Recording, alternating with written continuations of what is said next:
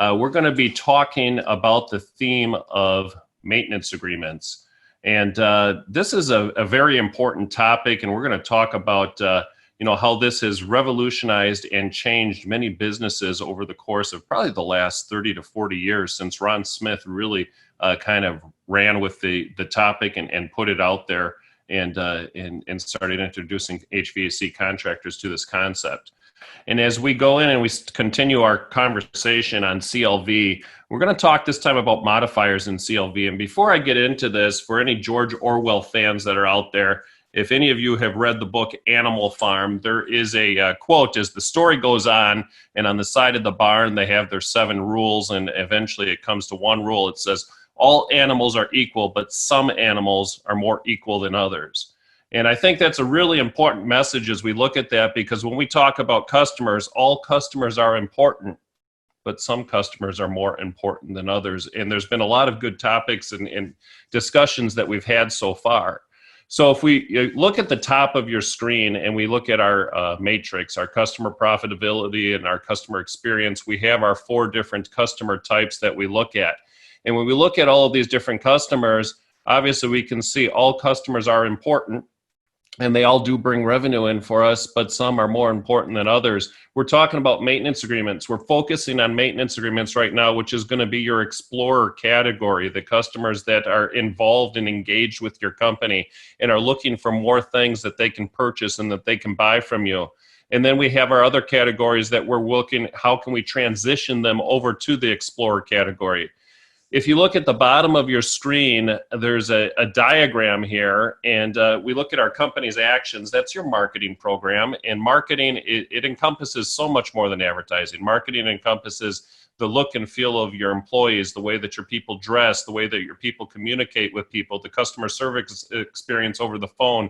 It encompasses the way your trucks look. It encompasses, the fonts that you use, the colors that you use, so that when people look and see something that comes from your company, they know it comes from your company. It's the Coke brand, it's the Pepsi brand, it's McDonald's. These are the things that make up your company. So once you take your marketing programs, you put that together, these actions that you do, that's going to create 3 drivers, and these are the different levers that we can pull when it comes to our customer lifetime value. And we talked a little bit about customer retention. We're going to talk about that a lot more next week. But what I want to focus on today is this customer acquisition. When we look at the different customers that are out here, we have the different categories.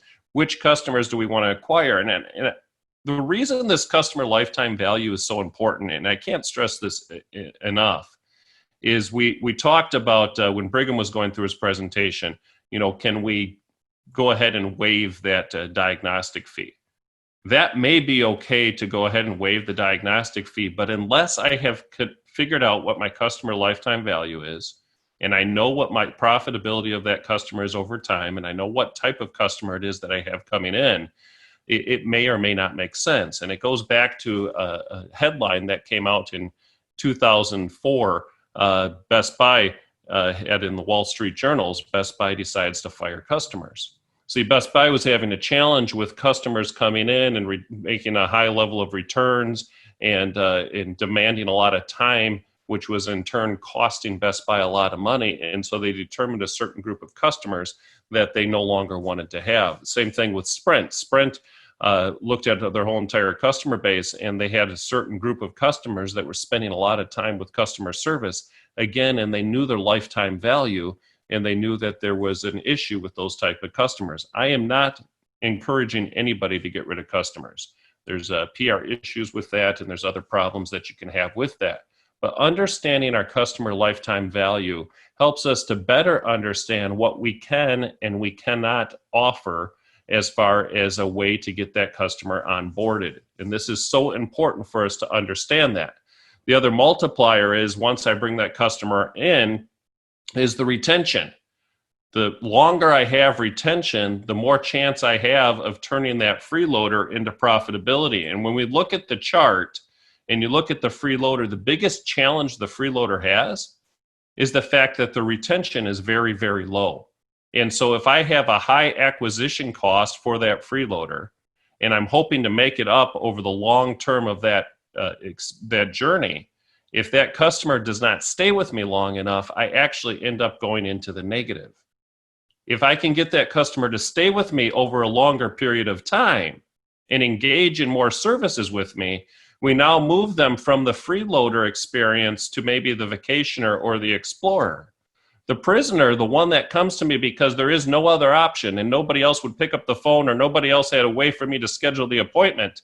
Again, if I can help that customer have a better experience and improve the retention with that customer, my lifetime value for that customer goes up. So we're going to talk about a couple of customer acquisition strategies. Number one, increase market size. So there's a couple ways I can do that. I can do it from a geographic standpoint. I can go into more communities, more zip codes, and I can expand that that market size that I have. I can also expand the type of customers that I get involved with. Apple computers, they were making all of these great PCs, and a certain group of customers got involved with the Mac. What Apple decided to do is they said, you know what, we're going to create iPads and we're going to create iPods. And they engaged a whole new customer segment that they didn't have before because they created a new service that they could go in that would serve a whole new market that they had not tapped into before. And so what markets are available in your particular area that you serve? What markets can you tap into where you can find a new pool of customers or your geographical area? And these are things that we all want to think about as we're looking at how are we going to come out on the other side of this disruption that we're all in right now. Increase your marketing so we can increase our marketing spend. And if I have tracked my marketing, and I know what my cost per lead is with a particular thing, it would make sense if I just did more of that same thing and I had predictable results from it. It may or may not make sense, but do we know what type of customers that we're attracting with it? Do we know what their customer lifetime value is? And do we know if that makes sense for me to continue to use that particular vehicle for getting customers in the door? If it does, then do it. But this tracking, this is what helps us to be able to put these things together, increase the effectiveness of our marketing programs. So Jennifer, has been talking so much, and one of the most effective ways that you can get customers and drive traffic that then turns into phone calls, which then turn into appointments, which then turns into sales, is by utilizing your digital presence. And whether that be with your website or whether that be with working with social media or getting involved in all these other different things, if that's what you want to look at and tackle, please contact CI Web Group and work with them to build out that digital strategy. And now is a great time for you to work on that and focus this. Offer discounts. I talked about the Hoover Vacuum Cleaner Company story when we first started talking about CLV. You got to be careful with your discounts and your promotions you offer.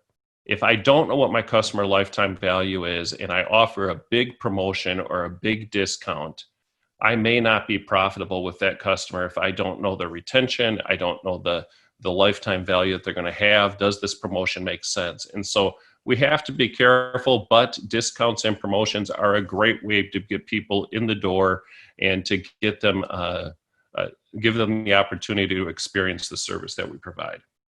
And then the last thing that we look at, and I think this is so important, is generate that positive word of mouth. When we look at customer lifetime value, the best way that you're going to get customers that are going to go into that explorer position is by creating a great experience for our existing customers, and they go out and talk about the services that you provide.